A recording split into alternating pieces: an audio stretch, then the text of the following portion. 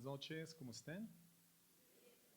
Dios les bendiga, un gusto verles a todos. Qué bueno que hemos atendido a esta convocación santa en esta noche para tener la oportunidad de reunirnos en torno de esta extraordinaria y hermosa celebración de Navidad y de fin de año. Qué bueno que atendieron a esa invitación, las personas que vienen por primera ocasión, familiares, amigos, hermanos en la fe. Gracias a Dios, un gusto de verdad especial estar aquí en esta noche.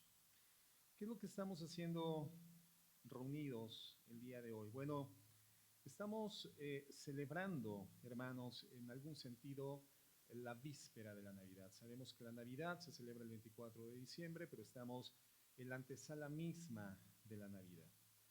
Y en términos generales, en la sociedad hemos recibido un grandísimo bombardeo de ideas seculares, ideas que se gestan en la cultura, en la filosofía, en los sistemas de pensamiento humanos respecto de lo que es la Navidad. Y se le han asignado a esta celebración valores propios del mundo, carnales, y en algún sentido también pecaminosos. Por ejemplo, el mundo nos alienta a adquirir en esta temporada particularmente presentes de valor material, con el propósito de manifestarnos un afecto, intercambiar los sentires, las emociones, los sentimientos afectivos entre las personas. Igualmente, bueno, y eso no está mal, evidentemente, creo que el poder manifestar el afecto a través de un presente, eso es muy bueno, siempre y cuando la intención sea legítima, la intención sea buena, y no des el regalo esperando que el que tú recibes sea justamente lo que esperabas, y si no lo recibes te sientes decepcionado. Entonces no tendría ningún sentido, porque no estaríamos buscando una manifestación abierta de afecto, sino la búsqueda de un interés secundario a favor de nosotros, ¿verdad? Pero ese es uno de los sentidos que se le otorga a esta celebración de acuerdo a las perspectivas del mundo. El interés de la mercadotecnia, particularmente en esta época del año, se encuentra en los más altos estándares, ¿no? Porque la mercadotecnia ejerce un estímulo constante a través de los medios masivos para que se incremente el consumo, porque estamos en una época del año en la que se entiende que hay un flujo comercial, un flujo de efectivo, un flujo de recursos por encima del estándar habitual en el mundo. Y la pregunta sería, ¿esto o esta perspectiva social hacia la Navidad, lo que es la Navidad, se encuentra contenida dentro de la Biblia? ¿Esta es una perspectiva que emana de la palabra de Dios? ¿Cuál sería la respuesta? Evidentemente no, no es así. Más bien, esto tiene el propósito de incrementar el consumo en esta época. Sabemos que hay mucho flujo de efectivo y la motivación fundamental, hermanos, no es una vida que se oriente hacia el conocimiento de quién es Dios y la obra que Él ha efectuado para podernos dar a nosotros hoy en día la celebración de la Navidad. No, los propósitos hoy en este tiempo, hermanos, es dinamizar el consumo, incrementar las ganancias y básicamente eso. Y esto termina siendo peligroso porque en la medida en la que nos encontramos continuamente expuestos a esas ideas propias del mundo, propias de la sociedad, propias de la comunidad, al respecto de lo que es la Navidad, vamos desarrollando también nosotros conceptos equivocados, creyendo que esa es la verdad. Hay una premisa sociológica y filosófica que tiene veracidad, que tiene comprobación, hermanos. Repite 1000 veces una mentira y terminarás creyéndolo como si fuera una verdad.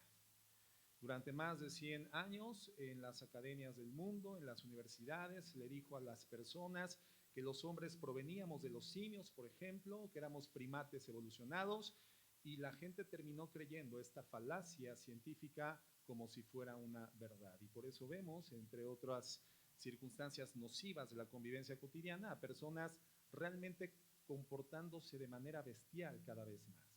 Porque si venimos de los simios y solamente somos una sociedad de animales evolucionados, entonces la conciencia queda relegada a un plano secundario, prácticamente no existe, la distinción entre lo bueno y lo malo solamente queda supeditada a mis intereses personales, si acaso de grupo familiar y nada más, pero somos un grupo de animales buscando la sobrevivencia y la subsistencia unos sobre otros. Repite 1000 veces una mentira y la sociedad terminará creyéndola como si fuera una verdad.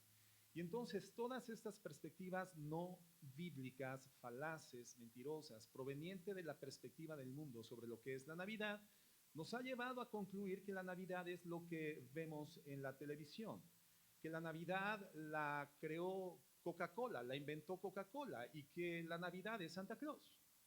Y la Navidad solamente son regalos y comidas con platillos deliciosos y convivencia familiar y una especie de búsqueda incesante de la felicidad, porque en Navidad todo mundo tiene que sentirse feliz. Si no, no estamos experimentando la Navidad. Entonces, cuando escuchamos la forma en que el mundo nos habla del nacimiento de Jesús y el valor que le otorga o el valor que le resta, nosotros tendríamos que ofendernos.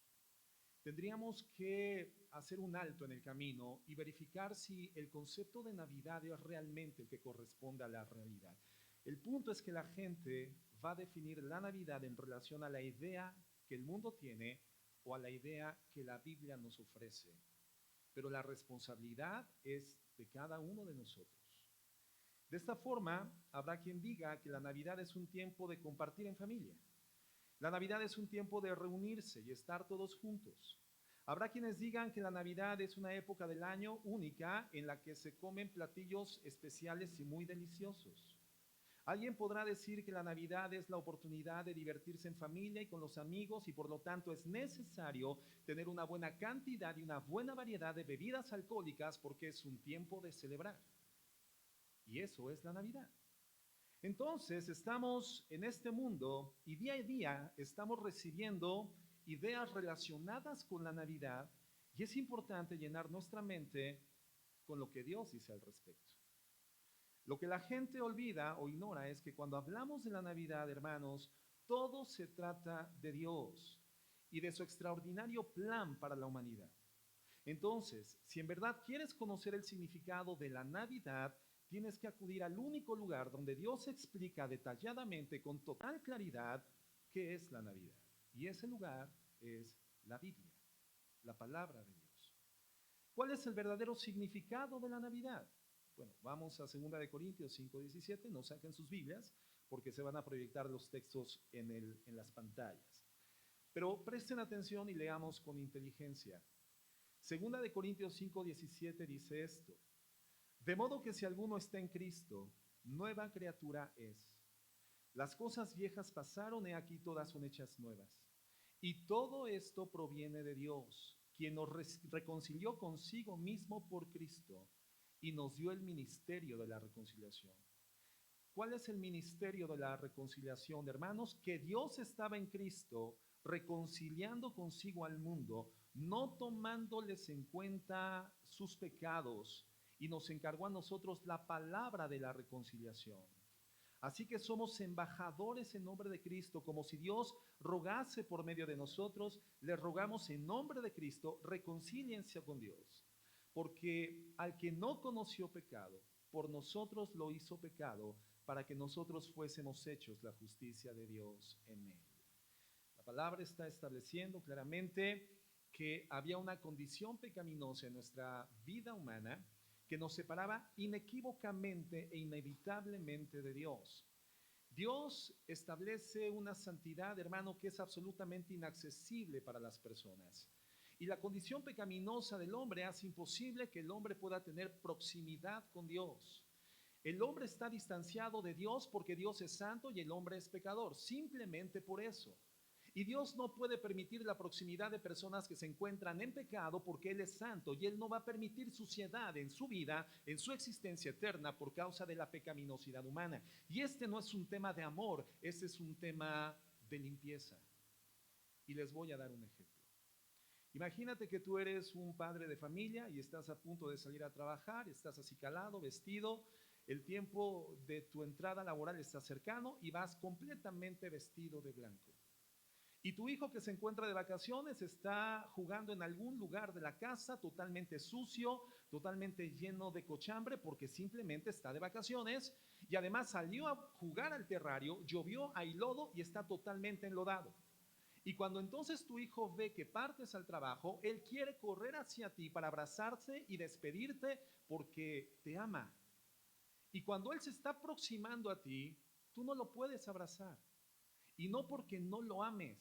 Tú darías la vida por tu hijo, pero no lo puedes recibir, no lo puedes aceptar, no lo puedes abrazar porque Él está sucio y tú estás limpio. Darías la vida por tu hijo, pero en esa condición no permitirías que tu hijo se aproximara a ti. Entonces, la distancia entre el hombre pecador y el Dios santo del universo se debe precisamente a una cuestión de limpieza excelsa en el Señor y una condición sucia en condición espiritual por causa de la comisión de nuestro pecado.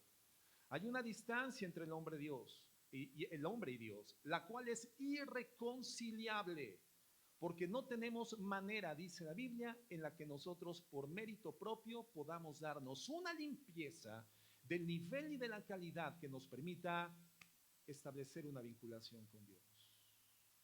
Para nosotros es absolutamente imposible. Por lo tanto, Dios tuvo que establecer una estrategia, crear, diseñar la forma, la dinámica, mediante la cual Él definiera las condiciones y los términos en los que el hombre pudiera reactivar su comunión con Dios. Esto es grave porque la palabra muerte, hermanos, no significa el cese de la existencia. La palabra muerte bíblicamente significa separación de Dios por causa del pecado. De tal forma que las personas que mueran sin Cristo, mueran sin haber conocido el mensaje del Evangelio y haber sido llenados de esa verdad, son personas que transitarán la eternidad sin fin en una condición de separación de Dios. Y si donde Dios está, hermanos, hay luz perfecta, luz absoluta, gracia, amor, piedad, misericordia. Si donde Dios está, hermano, hay armonía, hay amor manifiesto, hay concordia, hay perfección, donde Dios no está, la situación es totalmente antagónica. Hay oscuridad, hay tenebra, hay dolor, hay penumbra, hay ansiedad, hay decepción, hay frustración, hay profundo dolor constante, un dolor que no cesa porque esta condición es eterna. Entonces lo que hace Jesucristo en la cruz del Calvario, hermanos, es definir la forma en la cual a través de su muerte y su sangre derramada somos limpiados del pecado para poder ser limpios y ser reconciliados con el Dios Santo del universo, no por méritos humanos, sino por los méritos suyos en la cruz del Calvario. Lo que hace Jesucristo es resolver el gravísimo problema de la distancia entre el hombre pecador y un Dios santo y evita para la humanidad que esta condición oprobiosa, triste, lamentable, denigrante, horrible, terrorífica, se prolongue por la eternidad. A eso se refiere la palabra de Dios cuando dice que el que jamás pecó, Jesucristo, por nosotros se hizo pecado, para que nosotros fuésemos hechos la justicia de Dios en Cristo. No significa que Dios haya convertido en la cruz del Calvario a Jesucristo en un pecador, sino que lo hizo el depósito que recibe la culpa de nuestro pecado, tu culpa y mi culpa, y nuestra culpa es juzgada en el cuerpo de nuestro Señor Jesucristo. Cuando la culpa es juzgada inclementemente por el Padre en el cuerpo de Jesucristo, la cosa fue juzgada, el perdón queda disponible y la absolución próxima para todas las personas que crean en el mensaje de la cruz, en el mensaje de la salvación. Entonces, hermanos, cuando pensamos en la Navidad, más que traer a nuestra mente la imagen de un niño Jesús que está naciendo en un pesebre en Belén, hermanos, la Navidad tendría que representar para nosotros la salvación del momento histórico en el cual Dios viene a la tierra en la persona de su Hijo amado Jesús para reconciliar consigo al hombre pecador mediante su muerte sustitutiva en la cruz del Calvario. Y eso, hermano, es el sentido, el contenido, la esencia de la Navidad. La esencia de la Navidad. Entonces, aunque nos intercambiemos regalos, hermanos, ese no es el sentido de la Navidad. No es comida, no son reuniones familiares, no es diversión. Se trata de la obra del Dios Todopoderoso para poder salvar a la humanidad de esa condición lamentable, oprobiosa y terrorífica. Entonces, muchos celebran la Navidad, hermanos, pero no la Navidad bíblica. Y de ninguna forma estoy diciendo que los regalos, la rica comida y la convivencia familiar tenga que ser algo erradicable de nuestra existencia. De ninguna forma estamos sugiriendo eso. Creo que si una oportunidad en el año tenemos para poder vivir y experimentar esto de forma retributiva y gozarnos plenamente, es la Navidad. Pero debemos de recordar, hermanos, que ese no es el sentido de la Navidad, no es la esencia de la Navidad, no es el mensaje que la Navidad aporta y proclama y pregona al mundo. ¿Cuán importante es entender este mensaje? Aquí encontramos, entonces, hermanos, dos palabras que debemos de entender para poder comprender realmente el significado de la Navidad. Y la primera palabra es encarnación. Encarnación. Acompáñenme, por favor, ahí en la pantalla, Filipenses 2, verso 5. Y la palabra de Dios dice así: haya pues en vosotros este sentir que hubo también en Cristo Jesús. ¿Te das cuenta? La Biblia dice que Jesucristo es el modelo de los sentires, las emociones, el manejo de nuestros sentimientos, la forma en la cual tiene que dirimirse nuestro estado anímico. Jesucristo es el modelo. Y la Biblia nos dice, en ustedes tendría que haber el mismo sentir que hubo en Cristo Jesús. ¿Cuál fue el sentir que existió en el alma de Jesucristo? Dice el verso 6, el cual, siendo en forma de Dios, no estimó el ser igual a Dios como cosa que aferrarse, sino que se despojó a sí mismo tomando forma de siervo, hecho semejante a los hombres, y estando en la condición de hombre se humilló a sí mismo, haciéndose obediente hasta la muerte y muerte de cruz. Por lo cual Dios también le exaltó hasta lo sumo y le dio un nombre que es sobre todo nombre, para que en el nombre de Jesús se doble toda rodilla de los que están en los cielos y en la tierra y debajo de la tierra, y toda lengua confiese que Jesucristo es el Señor, para la gloria de Dios Padre. El sentir que hubo en Cristo Jesús y que es el modelo de nuestra vida, tendría que ser el modelo del manejo de nuestras emociones, es la humildad, el cual, siendo Dios, se despojó a sí mismo, no de su divinidad, pero sí de sus prerrogativas divinas, y se encarnó, se hizo un ser humano, Dios en la forma de un ser humano. Entonces, ¿quién es ese bebé que nació en Belén, en un pesebre, hace más de 2000 años, que Dios dijo que toda lengua confesaría y toda rodilla se doblaría ante su majestad? ¿Quién es ese bebé, hermanos? Es Dios en forma humana, es Dios en la carne. Eso significa encarnación, hermanos, que Dios cobró vida 100% humana en la persona de Jesucristo, naciendo en el mundo y creciendo como un hombre, como tú y como yo, pero diferente en la pecaminosidad. Dios vino al mundo por una razón particular, que a pesar de nuestro pecado, pudiéramos convertirnos en hijos de Dios por la adopción judicial que Él logra por nosotros en esa cruz. Ese niño en el pesebre, hermanos, era Dios en carne humana. Un bebé único, porque no fue concebido por la acción de un espermatozoide fecundando un óvulo humano, no, sino que la semilla de Dios fertilizó sobrenaturalmente el óvulo de una mujer virgen. Eso significa encarnación. Y la siguiente palabra para entender qué es la Navidad es la palabra reconciliación, que significa traer nuevamente a la unidad, dejar de lado la hostilidad para establecer paz y orden entre dos entidades, entre dos personas.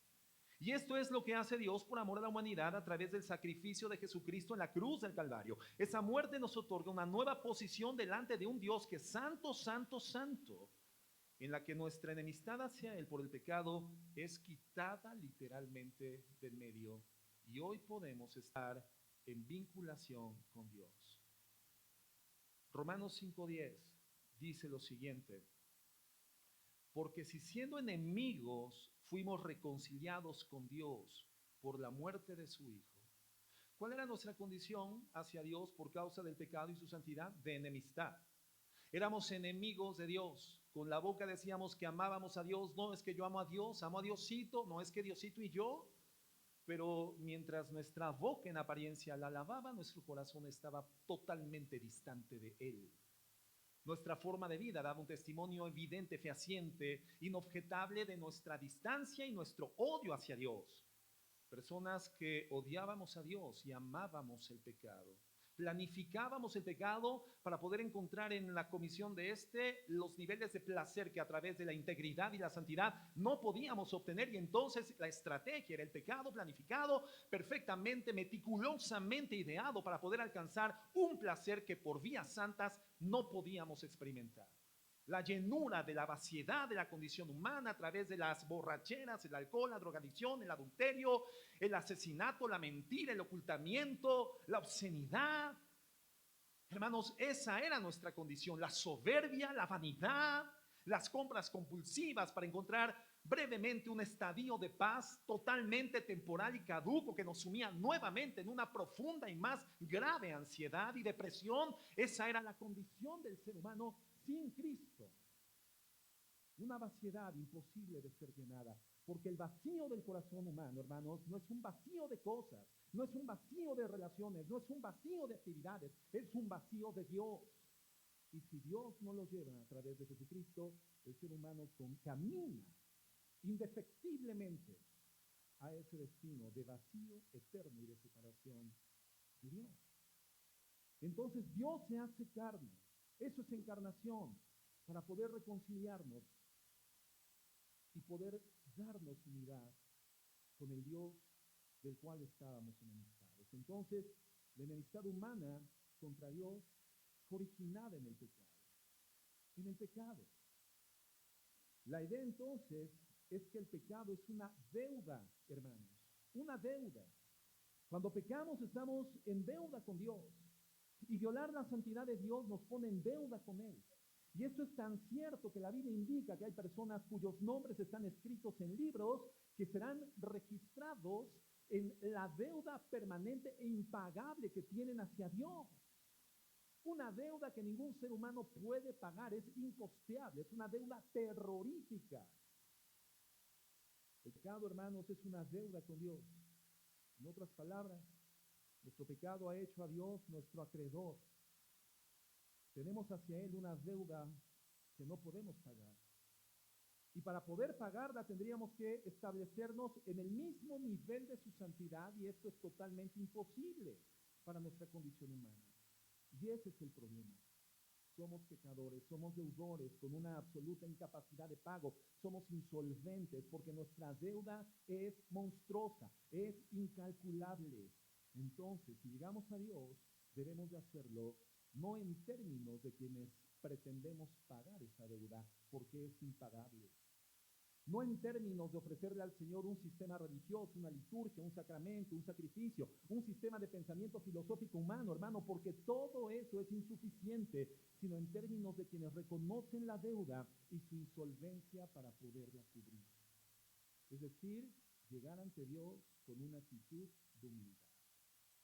No te puedo pagar.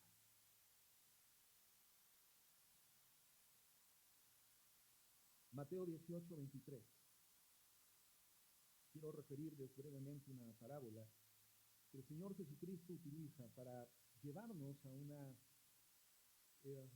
comprensión cercana de lo que representa nuestra deuda con Él por el pecado. Y dice así, Mateo 18, 23, por lo cual el reino de los cielos es semejante. O sea, lo que nos viene a decir ahora Jesucristo en la parábola es algo que nos puede explicar cómo es el reino de los cielos. Y dice, el reino de los cielos es semejante a un rey que quiso hacer cuentas con sus siervos. ¿A quién representará este rey de la parábola, hermanos? ¿A quién se les ocurre? Dios, evidentemente. Y comenzando a hacer cuentas, le fue presentado uno que le debía 10,000 talentos. ¿Quién será este deudor? Nosotros, hermanos.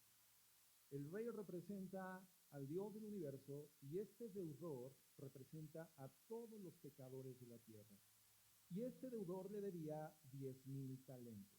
A este, como no pudo pagar, ordenó su señor venderle, y a su mujer, y a sus hijos, y todo lo que tenía para que se le pagase la deuda. Entonces aquel siervo postrado le suplicaba diciendo, Señor, ten paciencia conmigo, yo te lo voy a pagar todo. El señor de aquel siervo, movido a misericordia, le soltó y le perdonó la deuda.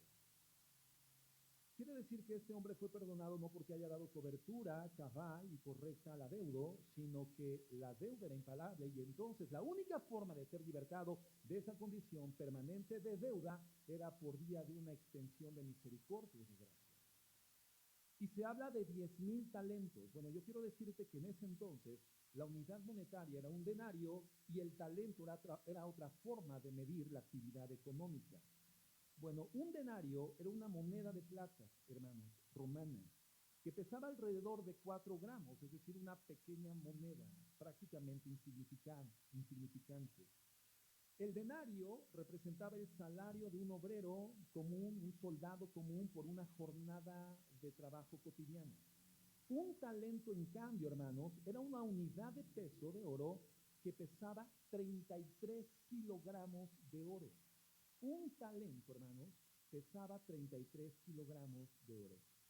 El precio de un kilogramo de oro actualmente, hermanos, para que nos demos una idea de la deuda, actualmente se encuentra en $47,970.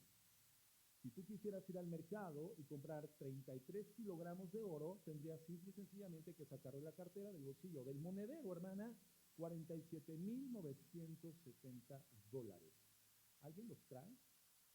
Digo, para que nos dispare la cena de Navidad a todos y le va a sobrar suficiente dinero. Muchísimo dinero, hermanos. Pero el punto es que estos $47,970, hermanos, se tendría que multiplicar por 33, porque ese es el peso. Los 33 kilogramos, hermanos. Y entonces, el precio final nos da $1,583,010.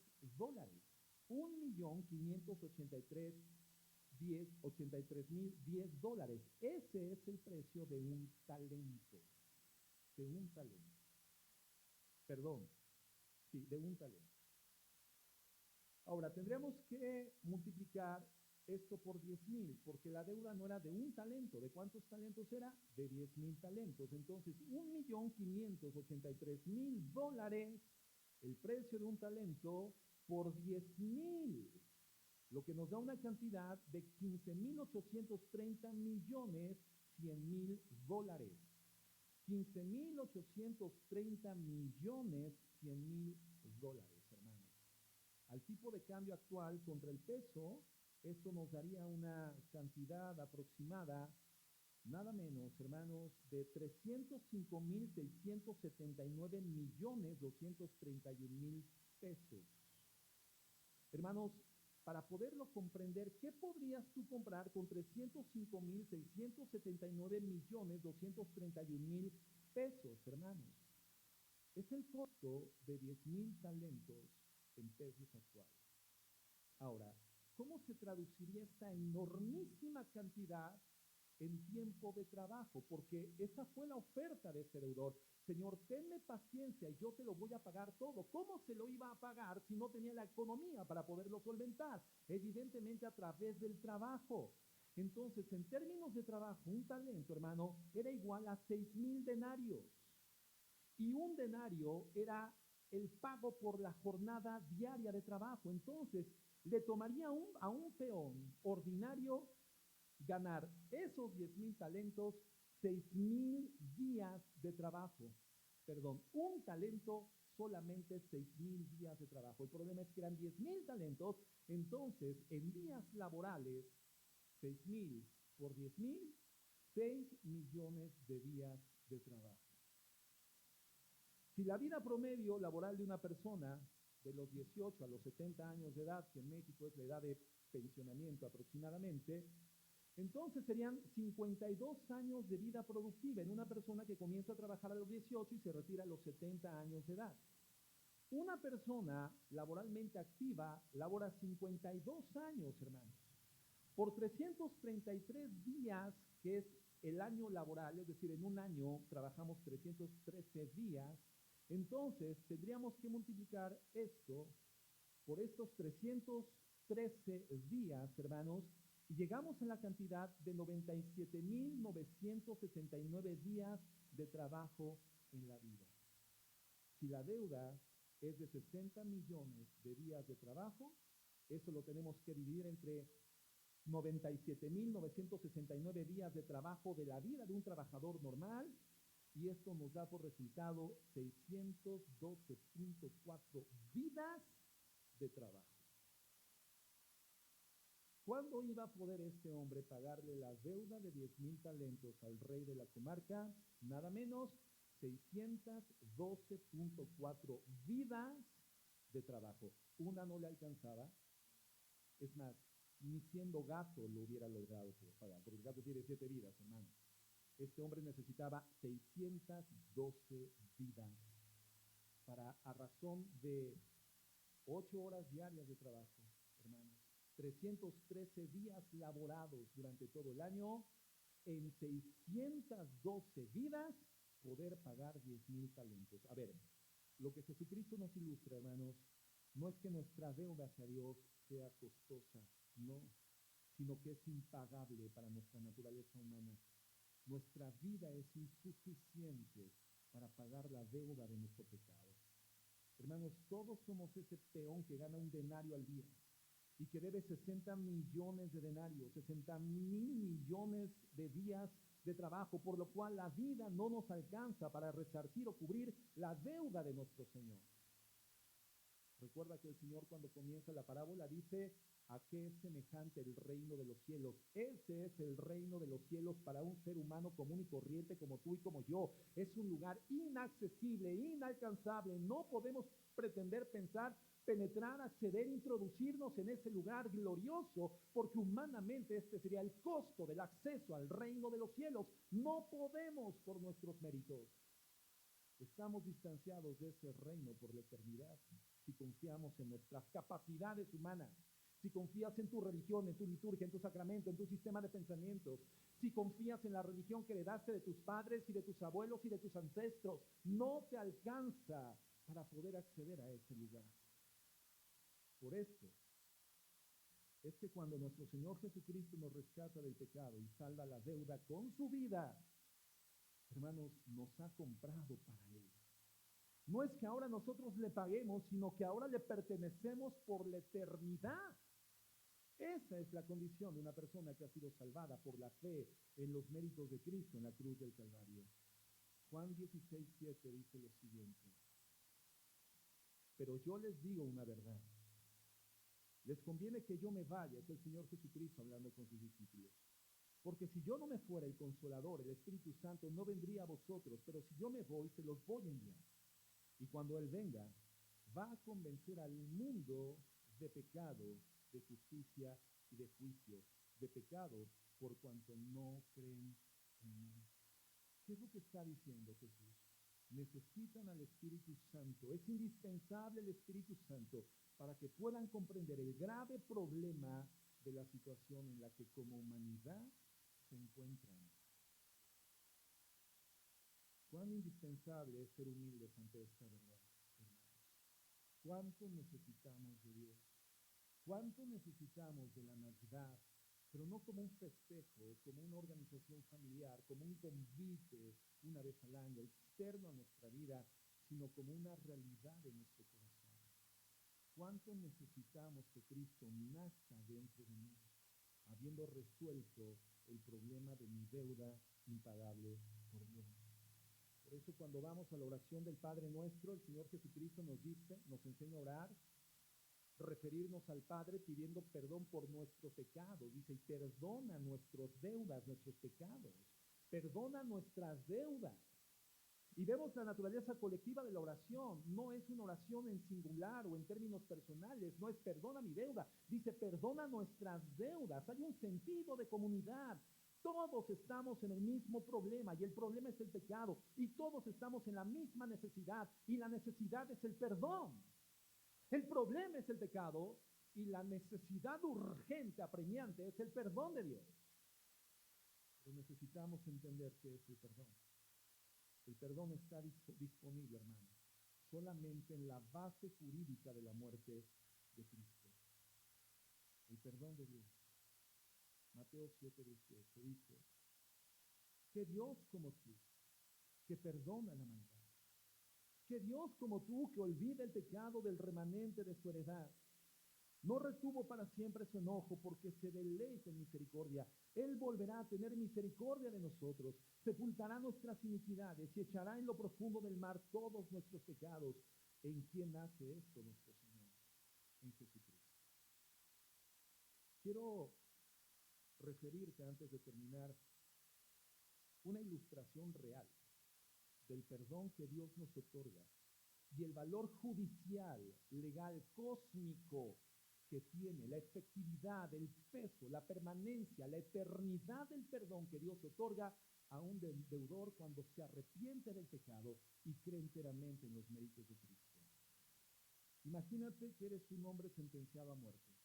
Vamos a hacer un ejercicio mental todos, por favor. Imagínense que son personas sentenciadas a muerte por sus crímenes, una sentencia justa. Ha llegado el día de tu ejecución. La sentencia va a ser efectuada. Entran a tu celda 2 guardias y te colocan cadenas en las manos y cadenas en los pies.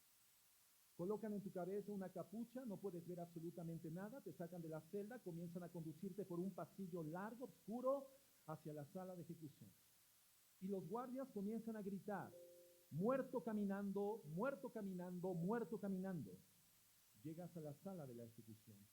Te sientan en una silla dura, sientes el frío del metal recorrer por todo tu cuerpo tiembla de miedo y de frío, sujetan tus manos y tus pies a la silla con duras cuerdas de cuero, sientes la humedad de una esponja que moja tu cabeza, te colocan un casquillo metálico en la punta de la cabeza, te introducen una terminal metálica en la boca para que la transmisión de la electricidad con el metal y el agua sea fulminante en tu cuerpo, te obligan a morderla, amarran el casquillo a tu cabeza, tu rostro y tu cuerpo están totalmente inmovilizados y escuchas una voz grave que dice 10 segundos para la ejecución.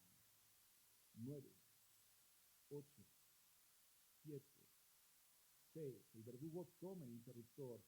6, 5, 4, 3, 2. ¡Alto! Suspendan la ejecución. Paren la ejecución. No maten a ese hombre, porque ese hombre es declarado inocente. Su culpa fue transferida. Otro ha muerto ya en su lugar. Él ha sido perdonado. Tenemos que ver a Dios, hermanos, como un juez justo. Y ese juez te dice: has quebrantado la ley, estás bajo juicio, estás sentenciado a muerte, estás condenado. Tiene que haber una sentencia y tiene que ejecutarse un castigo. Pero ahora ese juez te dice: la sentencia ha sido ejecutada sobre un sustituto. Y ese sustituto es mi Hijo Jesucristo. El precio ha sido pagado, por lo tanto, te declaro perdonado. Hermanos, eso es un acto judicial completo. Es un perdón posicional, completo, concedido por Dios como el juez cósmico del universo. Y mediante este acto de perdón judicial, todos tus pecados, escuchen esto, hermanos, todos tus pecados, pasados, presentes, futuribles, cometidos, sin cometer, estando por ser cometidos, todos son perdonados de forma total, completamente y para siempre, y eres justificado de todas las cosas malas por la eternidad. ¿Cuándo sucedió esto? ¿Cuándo pasó esto, hermanos? En el momento en el que Cristo fue ejecutado por ti y por mí en la cruz. Colosenses 2:13 dice lo siguiente, y lean por favor con atención. Y a vosotros, estando muertos en pecados y en la incircuncisión de vuestra carne, ¿cómo estábamos? Estábamos condenados, sentenciados, éramos vistos como muertos por el pecado cometido, por la deuda terrorífica impagable. Y dice el Señor: ustedes, estando muertos en delitos y pecados y en la incircuncisión de su corazón, les dio vida juntamente con Él, perdonándoles todos los pecados, anulando el acta de los decretos que había en contra de ustedes, de nosotros, y que nos era contraria, quitándola de en medio y clavándola en la cruz. Cuando Cristo muere en la cruz del Calvario, el acta de decretos, ese documento legal, jurídico, que detallaba descriptivamente todos los motivos por los que justamente nosotros tendríamos que haber recibido esa justa ejecución, esa acta de decretos, al haber sido ejecutada la pena capital sobre nuestro sustituto Jesucristo, nuestra acta de decretos queda cancelada, queda destruida, queda eliminada, es echada a un lado. Y en Cristo, hermanos, y solo en Cristo, somos declarados inocentes. No por no haber pecado, sino porque nuestro pecado ya fue juzgado en Cristo, nuestro sustituto. El que jamás pecó, por nosotros se hizo pecado, para que nosotros fuésemos hechos la justicia de Dios en Cristo. Por eso, no hay otro mediador entre Dios y los hombres. Jesucristo, hombre, el cual dio su vida en rescate por muchos, de lo cual dio testimonio a su debido tiempo, dice la Escritura. Entonces, si tú estás esperando la mediación de alguna entidad religiosa, de algún sistema de pensamientos, de algún tipo de sacrificio, de algún tipo de religión, de algún tipo de liturgia, de algún tipo de sistema filosófico en tu manera de vivir, estás perdiendo el tiempo. No importa el nombre, ni la santidad del nombre que menciones. Es que el problema de los cristianos es que no creen en la Virgen. ¿Cómo no vamos a creer en la Virgen si la Virgen fue la persona extraordinariamente ejemplar que Dios eligió para poder establecer el claustro de su gestación, 9 meses en una mujer santa? Claro que creemos en la Virgen. Y por supuesto que encontramos en María, la madre humana de nuestro Señor Jesucristo, un modelo ejemplar de vida. Y en los santos hombres de Dios del Antiguo Testamento y de la época de Jesucristo, por supuesto que creemos como modelos santos de vida, modelos ejemplares a seguir. Sin embargo, hermanos, ni la Virgen, ni los santos de la época de Cristo son mediadores entre el hombre pecador y el Dios santo del universo. Porque el único que medió por nuestros pecados en la cruz fue Jesús. El único que derramó su sangre fue Jesús. Y el único que calificaba por una vida perfecta, santa y sin pecado fue Jesús.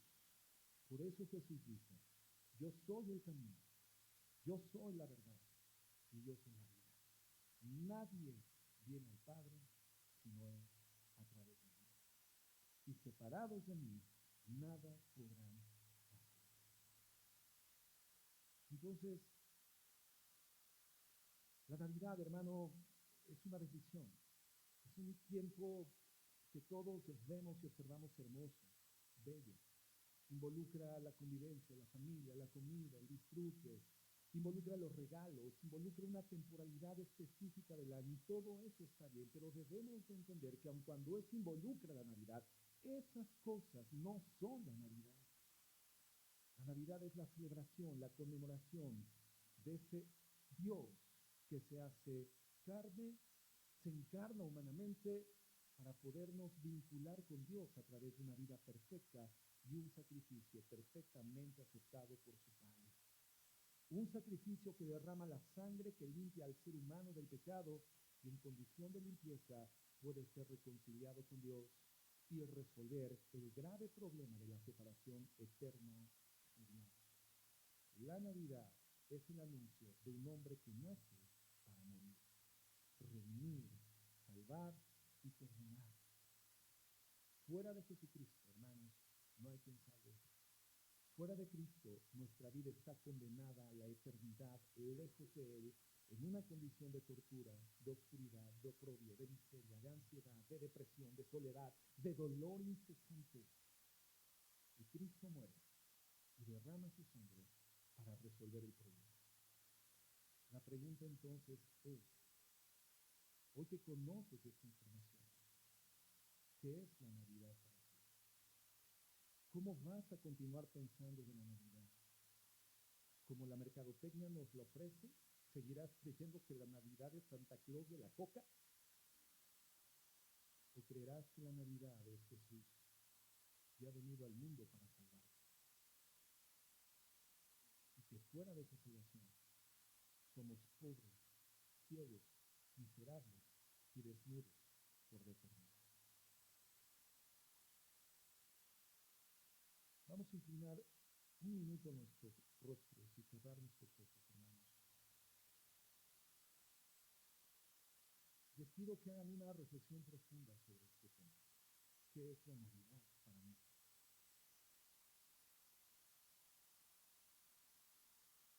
Y si en esta noche tú dices, estoy de acuerdo, lo he entendido, no lo había visto de esa manera, es verdad, la Navidad no es un tiempo solamente para convivir y estar juntos y disfrutar y comer.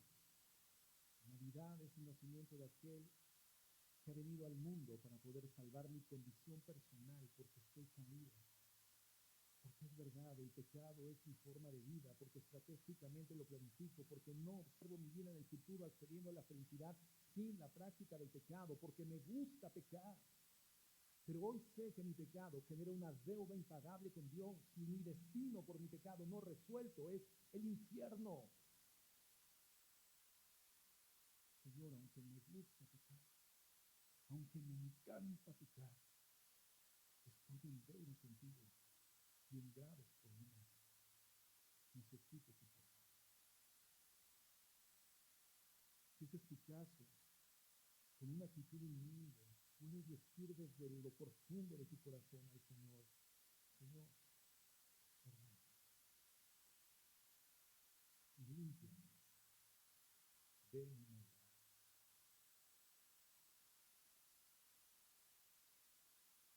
Señor, me arrepiento de mi vana manera de vivir. Me arrepiento de la vaciedad de mi corazón. Pero creo que tú moriste en esa cruz por mí y en mi lugar.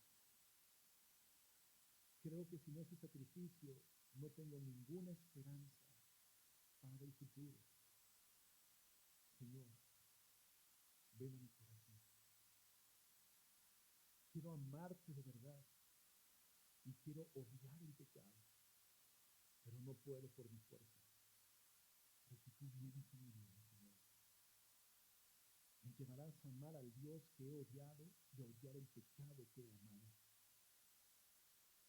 Y me prepararás para ese tiempo en el que por la eternidad puedo estar junto a ti.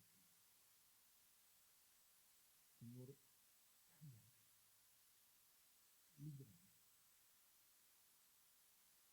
Concédeme pensar como tú, ver como tú, sentir como tú, vivir como tú. Te reconozco y te recibo en mi vida como mi Señor y como mi Salvador. Yo no puedo por mi capacidad dejar de pecar, pero yo decido hacerlo confiando en tu poder, en la intervención de tu gracia.